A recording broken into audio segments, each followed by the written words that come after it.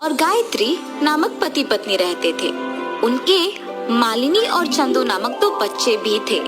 दिनेश एक छोटा नौकरी करता था और उसी से आए हुए पैसों से अपना घर चलाता था। ऐसे उनका परिवार खुश रहता था।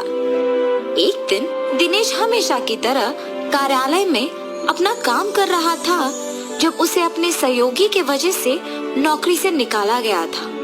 उसे नौकरी से निकाल देने पर वो रोज आने के समय से पहले ही घर पहुंच जाता है, किसी से बात नहीं करता है और उसके कमरे में बैठ जाता है। उसे ऐसे देख उसकी पत्नी उसके पास जाके पूछती है, क्या हुआ जी, आप ऐसे क्यों हैं? कुछ नहीं, तो ऐसे दुखी क्यों बैठे हैं? दिनेश बिना कुछ बोले शांत रह जाता है। अगर मैं बार बार पूछूंगी तो शायद उन्हें और दुख पहुंचेगा, धीरे से बाद में पूछूंगी। ऐसे सोचकर वहाँ से चली जाती है। ऐसे कुछ दिन वो नौकरी पे नहीं जाता है और दुखी होकर अपने कमरे में ही बैठे रहता है। कम से कम अब तो बोलिए कि आप नौकरी को ना जाके ऐसे घर पे ही क्यों बैठे हैं? हाँ, इतने दिन नौकरी के वजह से ही अपने परिवार की देखभाल कर पाया हूँ, मगर अब वो नौकरी ही नहीं है। मुझे समझ में नहीं आ रहा कि मैं क्या करूँ। ऐसे बहुत दिन तक अपने पति को किसी से बात किए बिना दुखी रहते देख नहीं पाती है। किसी के नीचे काम करने के वजह से ही इन्हें निकाल पाए हैं ना। खुद से व्यापार करने का कोई तरकीब निकालना होगा, ऐसे सोचती रहती है। हाँ, ये तो एक अच्छा तरकीब है, ऐसे ही करना भला है। ऐसे एक योजना सोच के अपने पति को बताने जाती है। सुनिए, अब आपको ऐसे दुखी रहने की कोई जरूरत नहीं है। सब कहते हैं ना कि मैं रसगुल्ला बहुत अच्छा बनाती हूँ, तो इसीलिए मैं आज से रसगुल्ला बना के आपको दूंगी और आप जाके उसे बेचिए। आपको अब से नौकरी के बारे में सोचने की कोई जरूरत नहीं है। अरे वाह, ये तो बहुत ही अच्छा योजना है। पति पत्नी दोनों उनकी योजना के अनुसार करते हैं।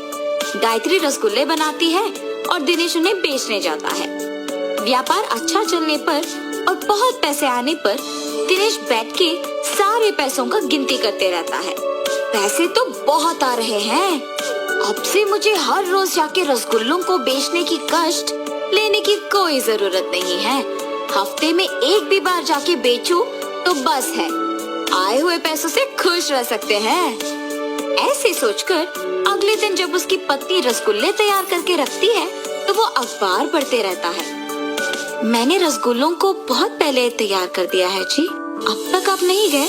आज से रसगुल्ले हर रोज बना के रखने की कोई जरूरत नहीं है। मैं जिस दिन कहता हूँ उसी दिन बनाऊं तो काफी है।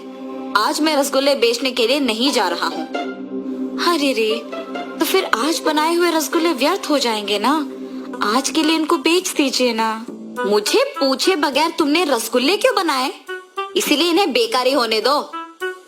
ऐसे गुस्से में उसकी पत्नी से कहता है और उन रसगुल्लों को बेचने बाहर जाता है।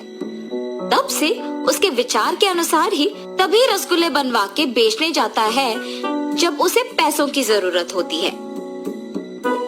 एक दिन गायत्री के पास एक आदमी आता है।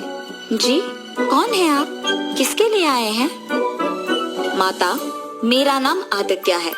मैं पड़ोसी गांव में रसगुल्ले बेचता हूँ। जब मैंने सबको पूछा कि रसगुल्ले कौन अच्छा बनाता है तो एक औरत ने आपका नाम लिया, इसीलिए मैं आपको ढूंढते हुए यहाँ आया। आप मुझे हर रोज ऐसे रसगुल्ले दे सकते हो? क्या मैं इस आदमी को रसगुल्ले बना के दूं या नहीं? लेकिन पड़ोसी शहर में ही तो बेचेगा ना। ऐसे सोच में पड़ जाती है। क्या हुआ माता, आप मेरे पूछे हुए सवाल का जवाब दिए बिना सोच में पड़ गए? क्या मुझे रसगुल्ले बना के देने में आपको कोई दिक्कत है? अगर है तो बोल दीजिए, हम उसका हल ढूंढेंगे। लग रहा है कि ये आदमी अच्छा ही है।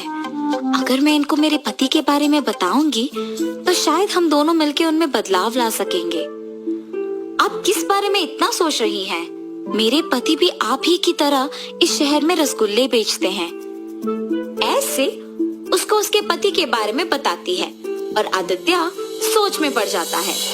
माता, आपके पति को बदलने के लिए मेरे पास एक तरकीब है। मैं निश्चित रूप से उनमें बदलाव लाऊंगा। आप बस मुझ पे भरोसा रखें, रसगुल्ले बना के दे दीजिए।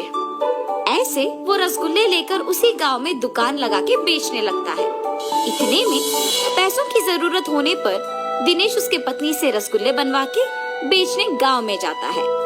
सारा गांव घूमने पर भी कोई उससे रसगुल्ले नहीं खरीदता है और उल्टा उससे किसी और के रसगुल्ले के दुकान के बारे में गांव वाले बताते हैं। इससे वो घर वापस दुखी लौट आता है। क्या हुआ जी, आप दुखी क्यों हो? कोई इसी गांव में रसगुल्लों का दुकान लगा के बेच रहा है। गांव वाले उसी से खरीद रहे हैं क्योंकि वो बहुत स्वादिष्ट है। ये सब मेरे ही वजह से हुआ है।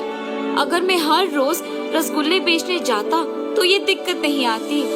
पैसों की कमी ना होने पर मैंने हर रोज जाना बंद कर दिया और कभी कभी ही बेचने जाता हूँ। इसी समय में किसी और ने मौका देखा और हर रोज रसगुल्ले बेचने लग गया।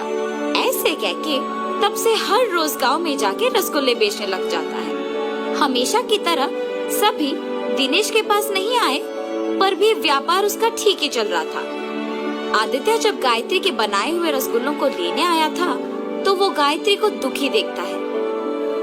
अरे क्या हुआ माता, ऐसे दुखी क्यों हैं आप? कुछ नहीं जी, मेरे पति के बारे में मैंने तो बताया ना आपको। वो आजकल सुधर गए हैं और हर रोज रसगुल्ले बेचने गांव जा रहे हैं।